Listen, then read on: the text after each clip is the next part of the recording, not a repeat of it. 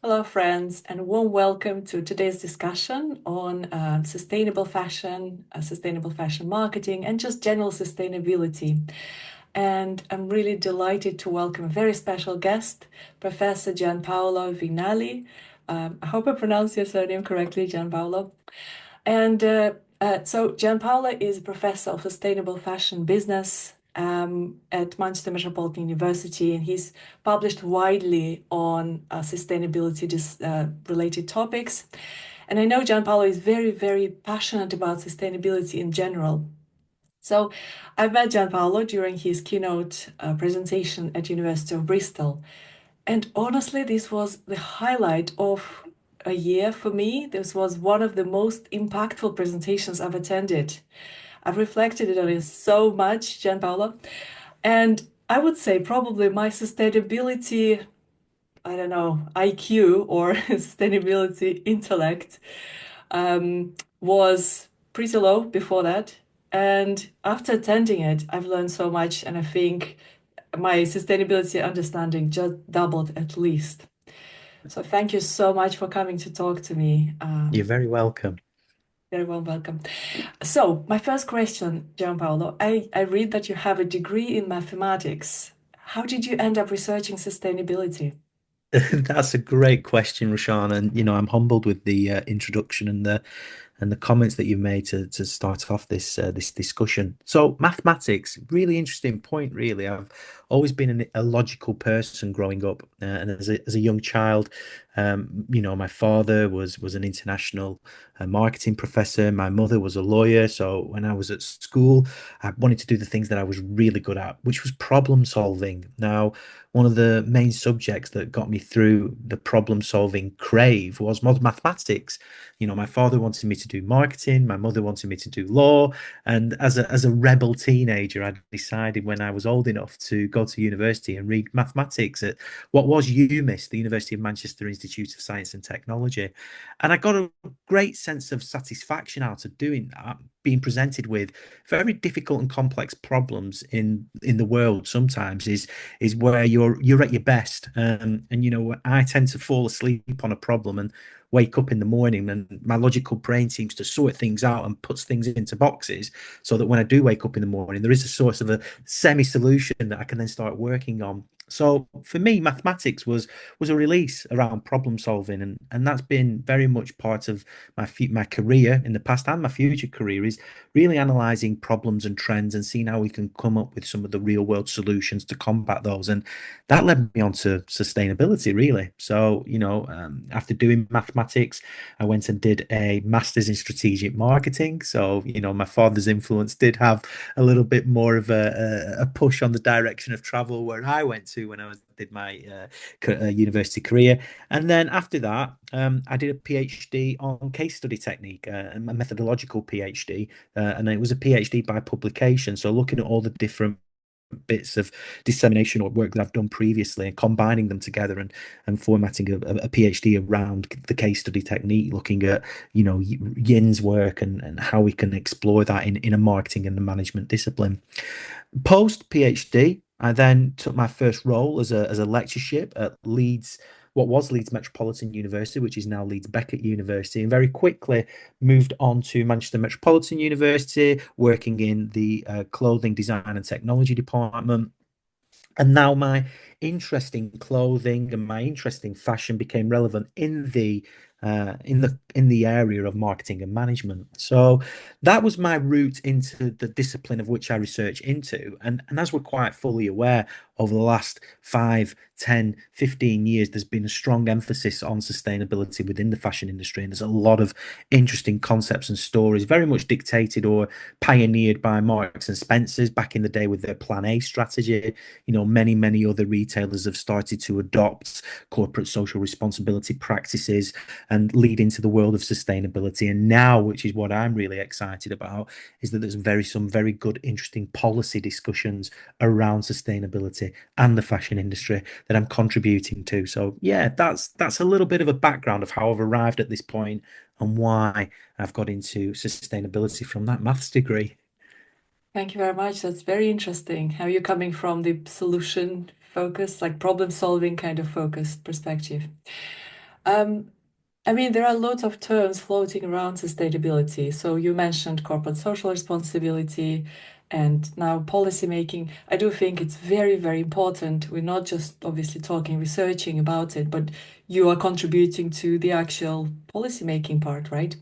So, yes, with that in mind, what are the latest, biggest trends? How are we progressing in sustainability fashion?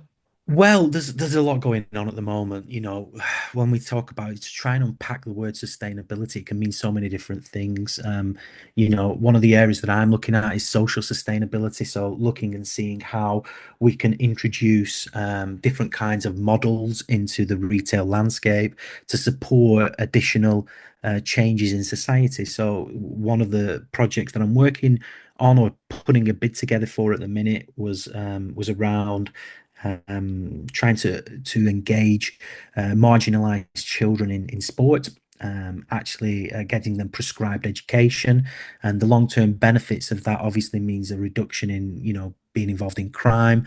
There's a reduction on the impact on the NHS in the long run, and the model that we're looking at to facilitate that with marginalized children that don't have a high income as such would be a rental model around using sporting equipment, high quality sporting equipment. So through primary schools, through GP surgeries, sporting activities can be prescribed, and the barriers to stop these marginalised children from actually participating in those types of sports and exercise, the equipment is something that can be readily available through this kind of rental model. Now, you may say, well, surely if they've got to rent it, it's going to cost money. Yes, absolutely, of course it does. But there are other funding streams that will help support that. And it wouldn't just be for marginalised children. The marginalised children would seek the benefit, but it would be a rental model that would be self-sustaining so that those more wealthier consumers from the higher socioeconomic groupings would be able to use the model as a rental facility. And the income generated with that would be fed back into supporting those marginalised children to help them. So that's just one of the ideas that we're working on at the moment. But more generally, when you think about sustainability, there's a lot of changes as well. There's been a lot of regulatory developments. There's been a lot of things happening within Europe with the Supply Chain Act in Germany, the ban of fast fashion within France as well, and the impact that that's having on business. There's sustainability from new innovative materials, new practices, so next generation materials. I'm working on a couple of papers around that now, and how that can be accepted by consumers. But what we tend to find with something around the innovation of next generational materials is that the companies that tend to take those on board tend to be from the luxury end of the market, and there's a bit of decoupling that needs to happen. What's the social acceptance of purchasing something that's next generation made out of plant-based leather alternatives versus an actual leather handbag itself? So there's a whole host of work of how that can be accepted within the industry. And then you've got the whole list of circular fashion, zero waste, second hand, market growth. And there's a whole host of challenges and setbacks that can set you forward as a result of that. Wow, this is so interesting. So much I want to unpick there. But one thing that I want to add, just from my own experience, you mentioned the rental model. You mentioned the rental model for the sporting kit, and actually, clothes you wear during your fitness activities, they have such an important impact in how you feel during sporting activities. And one might say, oh, you can just go out and, play, or, nothing stops you from being sporty and active. Whereas in reality, you do need that kit sometimes. You do need comfortable clothing to feel empowered, to feel good during doing sports, right? So, Absolutely, that's quite right. I mean, one of the things that I can relate to quite easily is that on a Sunday, my second job is that I manage my daughter's under 11 girls football team, oh, wow. um, and one of the things that I'm faced with quite frequently is that you've got a lot of young girls that come from a range of different backgrounds, that so accessing football boots, it's a challenge, But when you look at accessing football boots for girls, all the football boots that are out there are made for boys. They're made for men.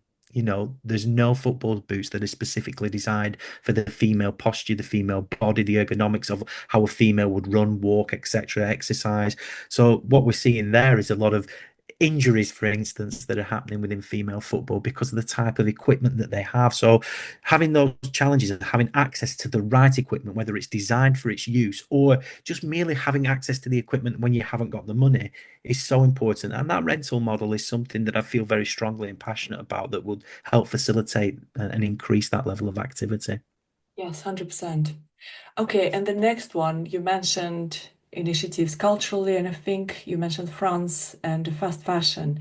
And so this is something, one of the things that really made me reflect deeply about the impact the fashion related or clothing related policies could have on societies.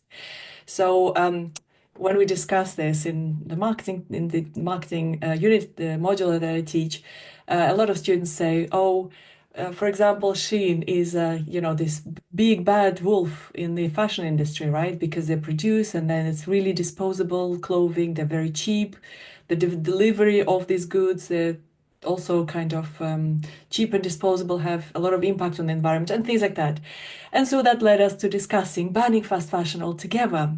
And Yeah, I remember that you said, actually, if we ban fast fashion, it could impact those people in society who cannot afford better quality fashion, for example. And that taps into our human right for clothing, right? absolutely. I think you've hit the nail on the head there, Sean. I think the challenge is that everybody has a right to clothing, and the principles of being quite dogmatic and thinking, right, well, we don't need fast fashion. That's right, but I think that's a long-term solution that needs to be worked around, and there's no right answer to that at the moment. We've got to remember as well, rightly or wrongly, fast fashion provides a huge amount of work, labor. People earn money from being involved with fast fashion companies, and merely just cutting them down and closing them down immediately is not the right solution. And quite rightly, those individuals that cannot afford luxury clothing or clothing that's of a better quality and standard feel like they can gain access to these fast fashion brands, and it is their right to access to clothing. And we don't want to stop that amount of ownership. So there's a whole body of work that needs to be done around that. And unfortunately, the only way in which we can do that is if we get those fast fashion retailers around the table and we sit them down and we try and work through things logically, that we're not about profitability, we're not about margins, we're not about trying to come up with the best new styles every 3 to 4 weeks. It's more about how can we clothe society in a way that's fashionable, that's of a decent quality, but also doesn't harm the resources to depletion, or it doesn't harm the environment that we're all living in. Because let's face it, we're trying to make the world a better place. We're trying to make it better for our generations to come. And quite honestly, we're not doing a good job of that when we look at what's happening at all the COPs, that have happened, and the raising of the global warming, etc., and the 1.5 degree target. We're not doing a very good job of that. So until we get all of the major retailers together with policymakers, talking about all the different types of challenges that we've got with regards to what Baroness Young did around the private UK private members bill that she's putting through at the minute, influencing policy, the supply chain act, what's happening in Germany, and getting the right information to consumers so that they can make those decisions. Until we get those people around the table, we're going to forever be in a position where these fast fashion retailers are going to be allowed to carry on fighting for growth and trying to make as much money as they possibly can. Yeah, it's very interesting how something I discovered quite recently. So there is something called RLC. It's like it used to be fourth largest salt lake on our planet, and now it's almost completely dried off because 1986, back then, two rivers that feed the sea or the lake were diverted to water cotton crops. And for me, honestly, it was such a shocking information because I used to think of cotton, t-shirt, for example. It's nice and it's natural, it's breathable, it's, all the goodness that you can think of in comfortable, healthy clothing. But actually, cotton as a crop, unless it's organic cotton, takes, it's not sustainable at all. And this was such a shocking information for me. So is it also about educating people about even the natural materials? They can be not very good for environment. Is that right? I, I think that's a fair comment, and that's a fair point. Natural materials. The example that you've provided there, Shana, is testament to what negative environmental impacts can happen when you try to change the habitat or the environment of what you're trying to grow. If the region, if the area is not made up for it, then what we see is what happened in the examples that you've provided. But there are one of the things that has started to happen quite recently is that with material science and textile production, what we're finding is that there's more new and innovative ways in which we can grow cotton, for instance. So I'm working with a company at the moment, Cali Cotton, and they are based down south, and they're looking at vertical farms, so very similar to what we find in Holland with the vertical farms of food production. So old, disused warehouses over multiple floors that may have not been used have been redeveloped. So there's positive regeneration in the local economy there. What happens is that we have these farms inside that can be used to grow cotton. But in a more sustainable way. So there are ways in which you can use hydrogels that reuse the water, or you're not using as much water as necessary. The hydrogel releases the nutrients, etc., in the soils. There's very innovative irrigation systems as well. So when you pour the water through, it's then collected and drained through and then reused and recycled. So there's a whole host of innovative techniques that are going on within the industry. 30, 40 years ago, you're quite right. We didn't have those innovative practices, but there's been a huge revolution and a huge growth in looking at these innovative techniques. And when we start looking in great detail of how we can make them better, well, there's a whole host of, can we pick the cotton in a particular way that generates a greater yield? Do we have to use humans to pick the cotton? Could we use a robot to pick the cotton so they could analyze the plant through using algorithms around artificial technology to see whether or not, yes, this plant is actually ready to be picked now. Let's take the cotton from here and only take certain amounts or certain areas of it so that the plant is still given enough time to flourish and grow. That research is taking place. That research is happening. So it's really interesting and exciting time looking at just the whole production process of looking at a cotton t-shirt and how that has evolved over the last 40 years. Oh, I'm so happy to hear there's some positive movement and it's progressing. It made me reflect though, about this. It's probably like a chicken and egg kind of question. Who starts this? Is it us as consumers constantly wanting new, new, new, new? Or is it the brands who promote this? Oh, you need new pair of leggings, you need new color, you need new. I mean, don't you think that the fashion has become a lot more fast-paced?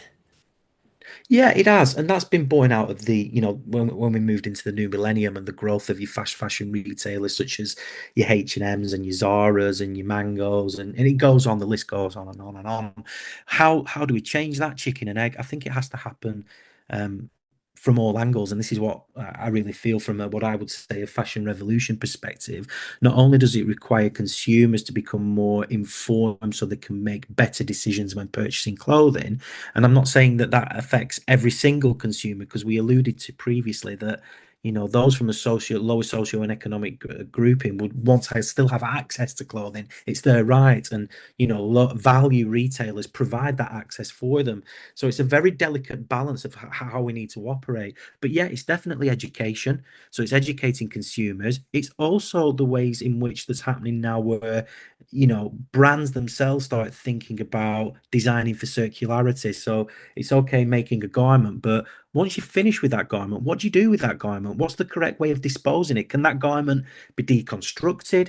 Is there a way in which we can dispose of that garment in a way? So if you were looking at what we said previously about next generation materials and plant-based leather alternatives, under certain conditions, plant-based leather alternatives, as long as they've not been coated in plastic sprays, etc., under certain conditions, they can decompose in a way so they can return back to the earth, and then we can reuse them in certain ways. So designing for circularity is one, and when we mean that, it's how can that particular garment or that item that you're manufacturing, how can that be deconstructed and reused, or how can we dispose of it in a sustainable way? So that's the brand's responsibility.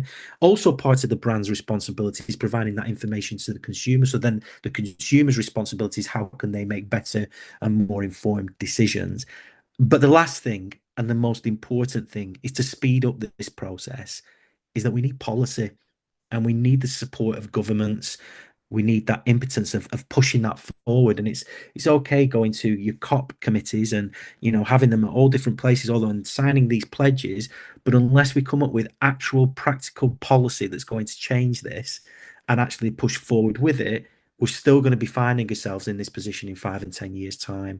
So let's take a bit of a lead of what like Germany have done with the Supply Chain Act. Okay, France is banning fast fashion. I'm sure there are other ways in which we can do that.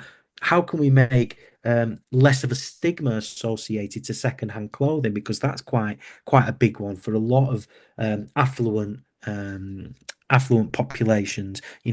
I won't go and shop in a secondhand store. However, you might not have to be seen shopping in a secondhand store anymore when you've got your online web presence of companies like Vinted, where you can actually buy your clothing secondhand. Nobody knows where you've got it from. So there are a whole host of different packages that can be employed, and this is what I would say is a fashion revolution. It's about education, it's about policy, and it's about consumers taking the power and brands all creating this consistent not consuming this consistent approach moving forward, that we're trying to make the fashion industry a better place. Thank you. That's very good explanation. And the policy side of it is indeed very important. Something we discuss with students, for example, is why don't governments just ban plastic?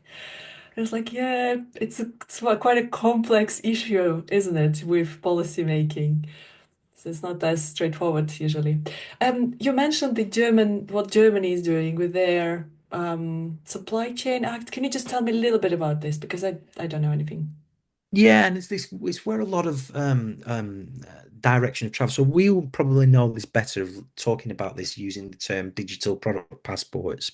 So in a roundabout way, what the Supply Chain Act in Germany is doing for Europe is trying to make the supply chain as transparent as possible. So you know exactly where the fiber has come from, you know exactly who's manufactured the clothing, its distribution, the emissions associated with all of the manufacture and the distribution of that garment. Um, so by detailing it in a way that can be logged easily, we can see quite understandably if there are areas within the supply chain where there could be improvements that are made. And this is becoming law. It's a requirement for Europe. The UK, obviously, we're not in Europe because of Brexit. However, manufacturers and brands in the UK that export to Europe have to comply with these regulations as well.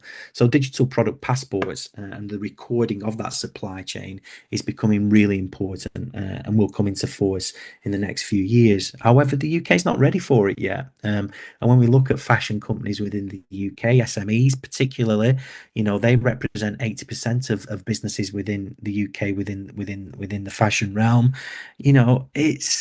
It's challenging for them because these SMEs tend to have an owner who would probably work 8 till 6 on the company, Monday to Friday, as an example. They may have caring responsibilities, so they come home, they go and do things at the weekend, or they may be working in the business at the weekend.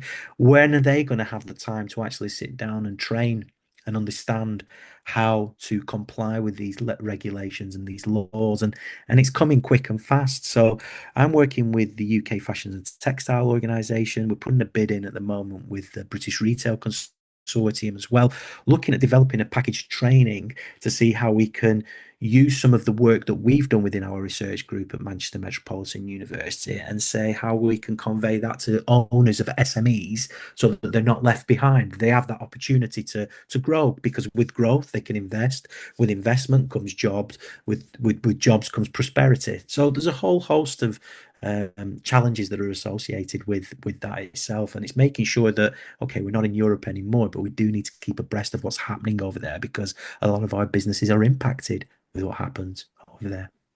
Yes, absolutely. So I really like this idea that education is so important. And one thing we're also discussing with my marketing students is that paradox of marketing. And the usual kind of more standard paradox of being, how do you make money whilst caring for the planet, whilst being bringing customer delight? It's three conflicting often things. And how do you balance that? So it's not just profit, it's profit for the planet, for the people, and for the organization. But also, the other kind of more, I don't know, maybe smaller or secondary paradox is if everyone could afford an organic, happy, free range chicken, wouldn't they buy it? But if it's a 25 pounds chicken, right? Not everyone could afford it. And so it's just always bringing it back to education. If more people knew that cotton t-shirt and its implications on nature and on the planet, the more people would consider shopping more responsibly if they can. And so on this one, part of the education, I was really, really shocked to find out from your talk at Bristol that actually plastic bottles should be recycled into plastic bottles. Gianpaolo, can you just tell us a little bit Yeah, why? yeah, Why is absolutely. it? Yeah. That's it's a really good one. I mean, there was a major push a few years ago to recycle old plastic bottles, water bottles that we drink in every day into clothing, and this is what we call a little bit that's a bit of greenwashing more than anything because it's okay making clothes out of old plastic bottles, but you've got to ultimately ask yourself the question, what's going to happen with that item of clothing after you've finished with it? It's not made from a great quality fiber. It might not be in the best style or it may go out of fashion. So we could just throw it in the bin, can't we? Or maybe we can put it in one of these bins that we find near a supermarket that you can put your old clothing into that then goes to a charity. All science seems great. Well, but let's unpack that a little bit.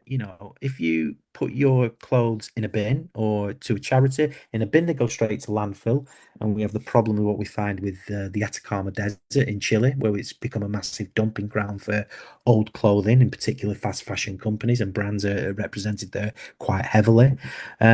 Or it goes to a charity. Now, back in 2016, I was lucky enough to go and visit Uganda. And when I was down there, what used to happen is that these clothes that went into these recycle bins would all be bundled up in these big cubes, oblong cubes, and they'd be shipped out to different countries around the world, predominantly developing countries. And Uganda was one of them. And whilst I was there, I was walking around one of the markets, and these big bundles of clothing would appear in the market, and they would be bought for very low money by local market holders, and they would unpack and get clothes out of there, and they would sell them on the store. Great idea, absolutely. It's giving people the opportunity to sell clothing, make an income. But the challenge with that is that what was seen very, very shortly after is that the Ugandan textile industry just completely bottomed out. All of these clothes were going to the developing country. They were making an income, but they were just then importing clothes from China to top up the things that at a cheaper rate than what they could have manufactured themselves. So it wasn't a sustainable way of developing the growth within that country. So that's a bit of a challenge with it as well. It's not particularly the right thing. So we go back to the point. If we didn't recycle those bottles into a cheap item of clothing, why not just recycle them back into bottles that can then be recycled back into bottles that can also then be recycled back into bottles? And there's a continuous cycle there. Yes, the quality of what you're recycling will degrade over time, but at least you will get more usage out of them rather than changing it into clothing that might only get used once and then thrown in a bin. Yes, that's very interesting. Each time we have a local, like a fitness and swimming center, and they have this swimming costume on display that proudly says, "I'm made out of plastic bottle." And each time I look at that, I think, "Ooh, now I know that it's not such a great idea, right?" Okay, I have just two more questions. You talked about the positive movements in fashion industry. So maybe what are the three biggest things that we can say, well, this is the future in fashion, sustainable fashion? There's a whole host of things. I mean, different kinds of models moving forward. One of them that I would always say is that I've been speaking with a colleague of mine, James Crick, who researches. So James is at Leicester University at the minute, and James works on the area of competition. And one of the things that I would like to see is more competition happening within the fashion industry, and I think there's an opportunity for a lot of growth there. What is competition? Well, in very simple terms, there's a lot of research papers that are out there that you can read about, but it's working essentially in conjunction with your competitors, and creating something together that's better for the whole. So you may be developing something for your sector that's much more better. So if we could get fast fashion retailers to all come together and decide on a policy to move forward or guidelines to move forward for the industry, I think that this would be a real positive thing. So competition is definitely something that's moving forward. Greenwashing, green hushing, these are if we could create policy around that where companies are penalized for, and we've got a task force that can go out there and really get go into depth with, we plant hundreds of trees to offset our carbon emissions. Oh, well, that's great. Obviously, you're doing a great thing there, aren't you? But what's that environmental impact? Does that mean it excuses you from, making as much carbon or releasing as much carbon into the atmosphere as what you're doing? Maybe not. But I think for us, individually as consumers, it's the small changes that we can make. And I think if consumers, as we alluded to previously around education, can make those small changes, I think that would be real positive. I know when I was at Bristol, one of the things I talked about, and please, you should never ask this of anybody, but what's your age? Um, I always start off my presentations with what is your age? And I ask them to write their age down on a piece of paper just at the very top corner. And then by the end of the presentation, when we're really looking at all the different things that have happened, I say, right, and I'll stop. I said, my real age is 43 years old. That's how old I am. But today I'm 63. And the reason why I'm 63 is because my coat, my blazer that I'm working is a 1984 Harris tweed jacket, which is 41 years old. My trousers, I bought them, 5 years ago. So 5 years and 41, that makes 46. My shirt, I bought it 12 years ago. It's very still fashionable, that's what, 50, 58, and then with shoes, they're 2 years old, that's 60, and everything else that you could probably imagine, underwear, that's 3 years old, that's 63. So my clothing outfit for the day is 63. And if us as consumers can dress our age and above, we will be doing something that's right, that's positive. And what I mean by that is that you're less likely to be buying fast fashion, wearing it once or twice and throwing it away, taking care of the garments that we have, having that understanding about reuse, repair, recycle. I think those small changes is what's going to make a big, big difference if we can all do that. Yeah, absolutely. I love that exercise about what's your age. I was really devastated to discover that mine was You don't need to tell us, Rushan. clothes age, my clothes age, because I was wearing a new like a suit and new I had a new handbag. I almost felt ashamed, honestly, but I really love that exercise. So that takes me to a final question, more on the personal side. What do you do maybe as a household? Is anything, any interesting practices? Maybe do you educate your family and friends around small things that we can do? Yeah, absolutely. Another thing that I tend to do I take a lot of fluff from the dryer that when we dry our clothes, and there's so much fluff that can be that's created by the drying of clothes, so the collection of all the tiny little fibers that are being pulled from each of the individual garments as they're being dried. And one of the things that I always say to my kids is that look at how much fluff we've created in a month. Just multiply that by how many families there are just in this town, and then multiply that by how many towns there are across the UK, and very, very quickly you come to tons of fluff that can be just disposed of. And it's an excellent piece of